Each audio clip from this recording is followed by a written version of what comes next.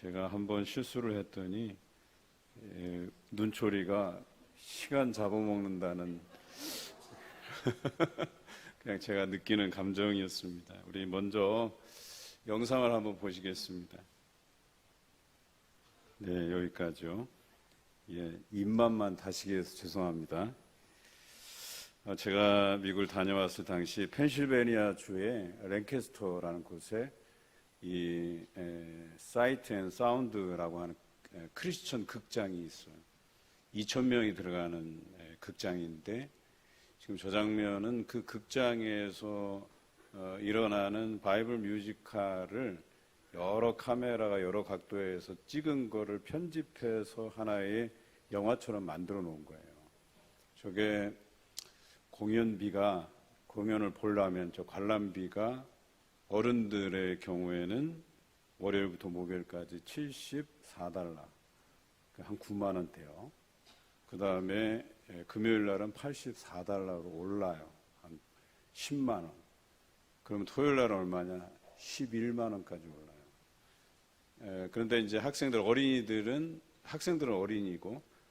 어른이고 아이들은 한 5만 원 정도에 이렇게 관람을 할 수가 있는 극장이에요. 그런데 이 극장에서 이벤트로 이 부활주일 전후에서 한 이틀, 3일 정도 저런 영상을 공유를 해요. 무료로. 너무나도 좋은 영상이기에 제가 구역장님들께 공유를 해드렸어요. 눌러서 들어와서 사진 하나 올려주실래요? 그 사진.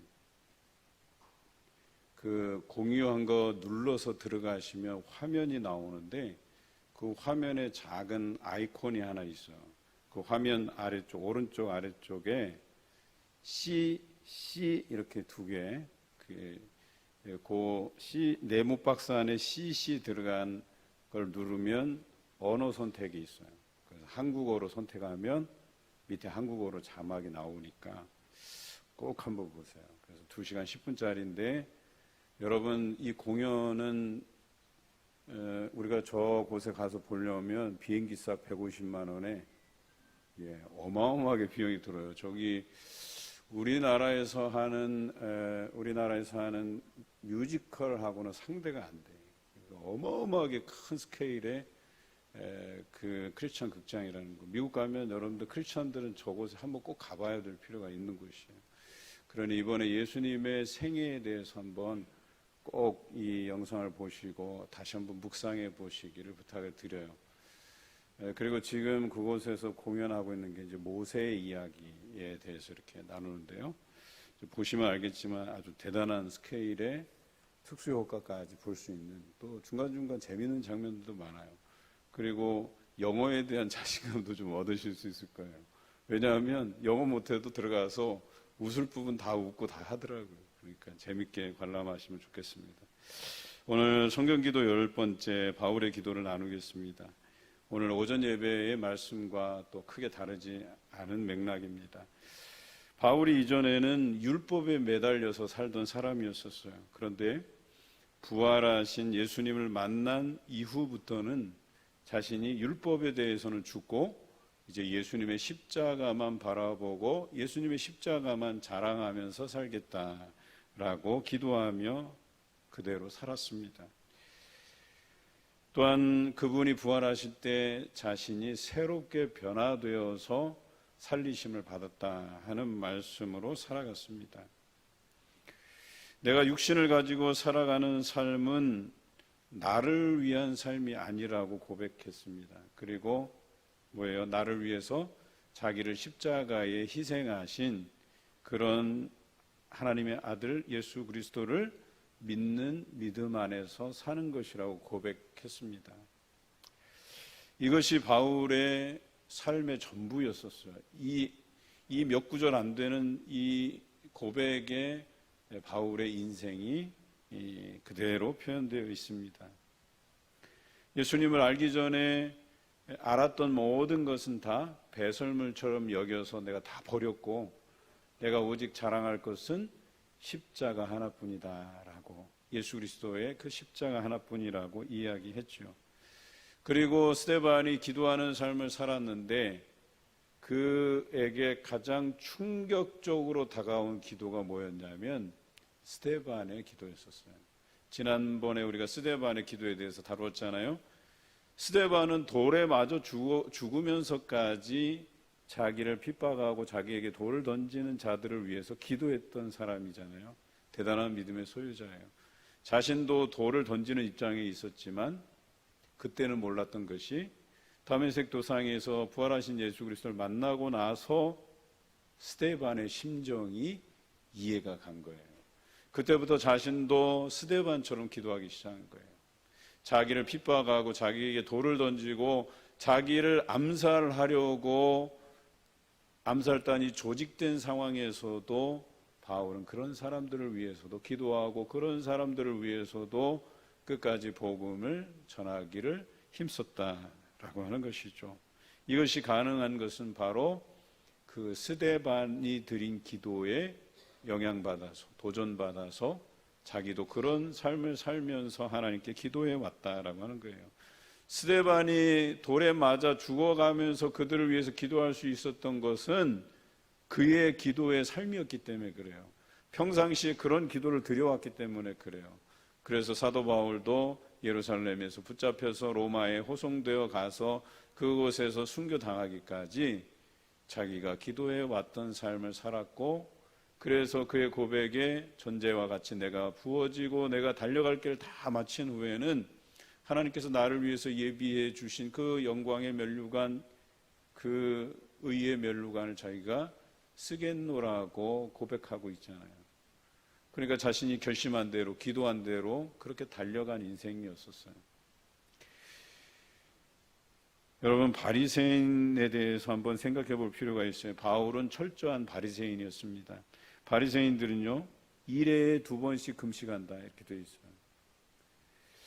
일에 2번씩이니까 일주일에 한 2번꼴, 뭐 한 끼 아니면 2끼 아니면 뭐 하루 전체 이렇게 하더라도 최대 이틀 뭐 아니면 최소 2끼 정도는 날마다 금식하면서 살아간 사람들이에요. 또 소득의 11조를 들여서 그것에 대한 자부심을 가지고 살아가는 사람들이었었어요. 경제, 사회, 종교적으로 선별된 사람들이 바리새인들이었었어요.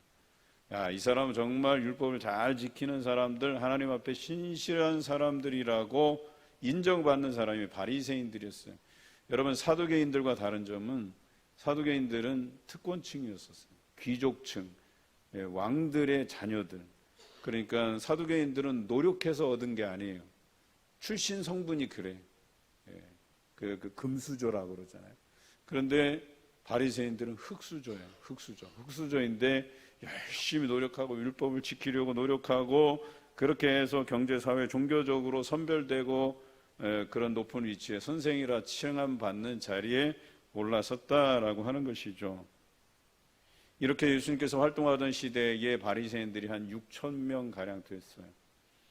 자신이 토색, 불의, 또 간음하는 자, 세리와 같지 않음을 드러내놓고 자랑하면서 기도했던 사람이에요. 나는 그런 사람과 다르다. 나는 하나님을 잘 섬기는 사람이다. 라고 자랑하면서 기도했던 사람이에요. 제가 볼 때는 자랑할 만해요. 그런데 그것이 하나님의 보시기에 좋지 않았다는 거예요. 그리고 자신들의 특권을 빼앗는다고 생각한 예수 그리스도를 죽이려고 모의하는 데 가담하게 되거든요. 그런데 이 바리새인들이 성경 그 율법을 해석하는데 아주 특별한 해석 방법이 있어요. 여러분은 어떻게 생각하시는지 한번 들어보세요. 눈에는 눈으로, 이에는 이로 갚을지라. 레위기 24장 20절의 말씀이에요. 이 말씀을 어떻게 해석할 수 있을까요? 눈에 상해를 가한 사람에게 눈에다가 상해를 입혀서 갚으라는 얘기인가요? 아니죠. 원래 이 율법의 본 의도는 내 눈이 소중한 만큼 남의 눈을 소중히 여기라고 하는 그런 동형 예방법이에요. 그런데 이 예방 차원에서 얘기한 율법을 이 사람들은 보복법으로 이해한 거예요. 그래서 눈을 다치게 하면 너도 그 사람의 눈을 다치게 해라. 이렇게 해석해 버린 거예요. 충분히 그럴 소지가 있는 말씀이에요.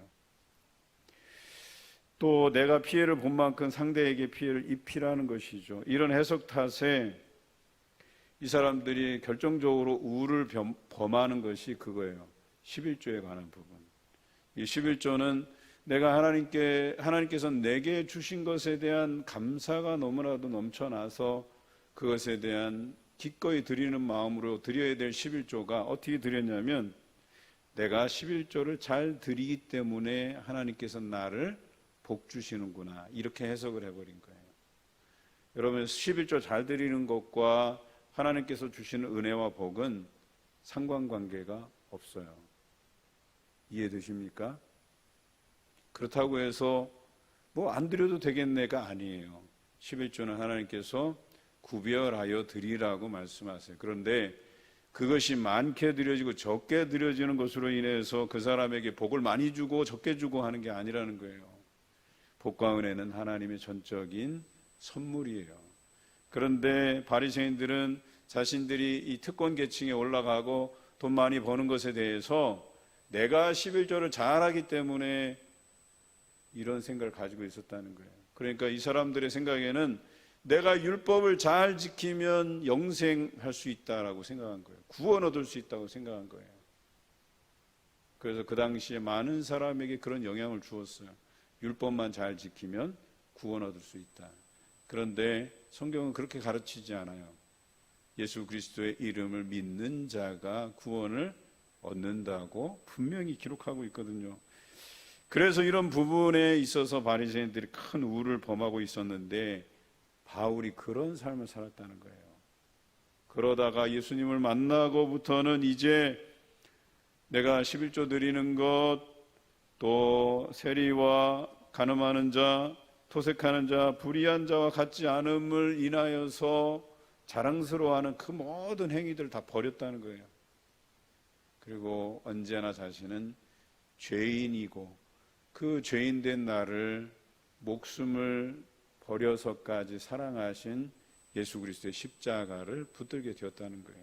그것이 바울의 기도의 핵심이에요. 바울은 그 이후로부터 예수 그리스도를 만나고부터는 예수 그리스도의 십자가만 자랑하고 그 십자가를 붙드는 삶을 살았고, 또 하나는 그 삼위일체 되신 하나님을 바라보는 시각이 바뀌었어요.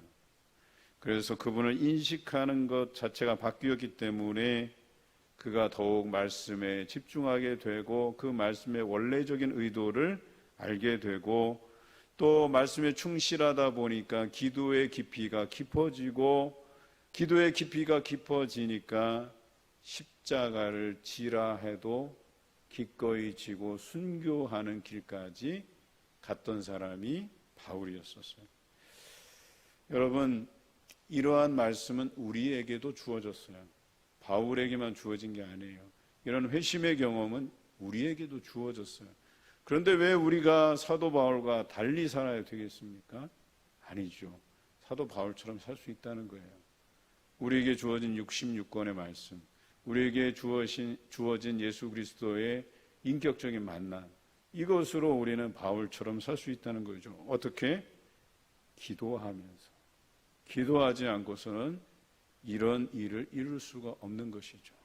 오늘 여러분들 이 부활의 아침을 맞이하고 이제 오후까지 진행해 오면서 예수 그리스도의 부활이 여러분에게 어떤 영향을 미쳤는지, 제가 원하는 것은 사도 바울에게 영향을 미친 그 사건이 오늘 부활의 날에 여러분에게 미쳐져서 여러분도 깊은 기도를 통해서 바울처럼 예수님의 십자가만 자랑하고 붙잡는 여러분 되시기를 주님의 이름으로 기원합니다.